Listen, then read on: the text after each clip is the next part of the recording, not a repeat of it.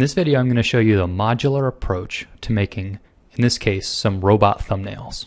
So the basic approach that I'm going to follow is to save time and energy by first drawing a library of bits, which is what you see over here on the right canvas, and then mix and match these bits and generate some robots, which is what I'm going to do on the left canvas.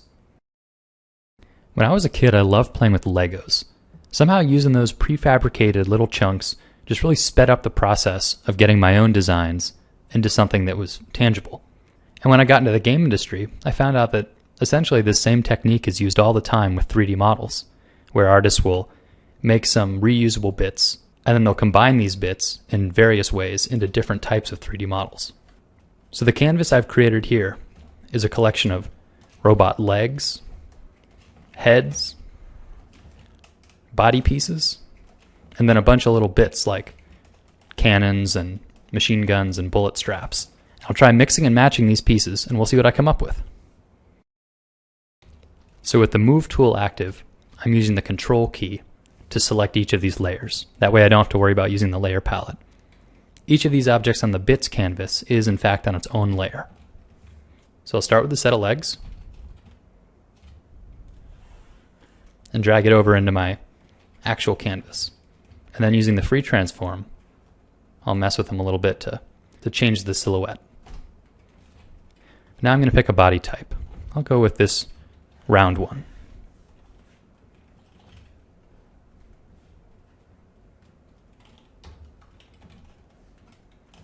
And in this case, I'm not going to give him a head, but instead a sort of a radar dish.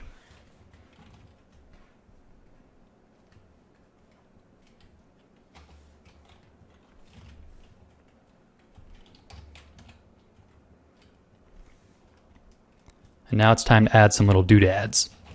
This wire looks good.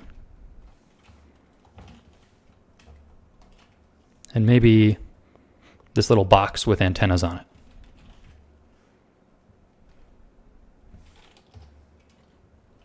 And if I don't like the way that looks, maybe I'll shrink it and make it stand out a little less. So there you go. That took what, 30 seconds? And I had a silhouette that ends up looking like it was drawn. So let's do one more for practice.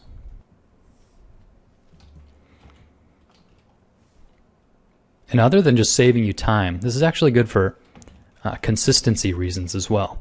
In the real world, things like car companies will share parts between their various models. And they do this because, building factory assembly lines are expensive. So anytime they can share an engine component between two different models, it saves them time and money.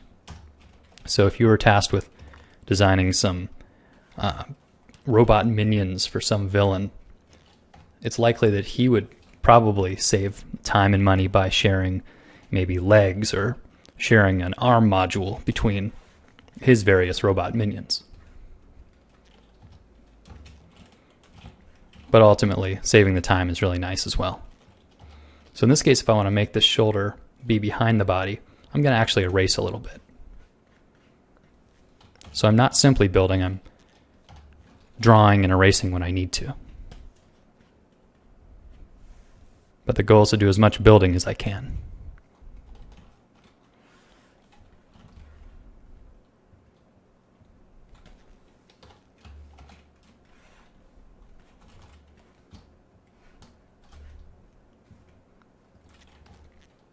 So there you go.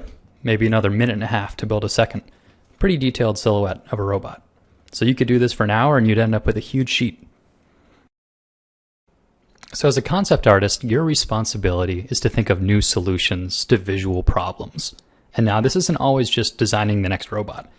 In this case, designing a way to make thumbnails faster was a creative solution that saved me tons of time, and I can go back and reuse these various thumbnail bits for future projects. So sometimes spending a little extra time up front to save a lot of time in the long run is what a concept artist is all about.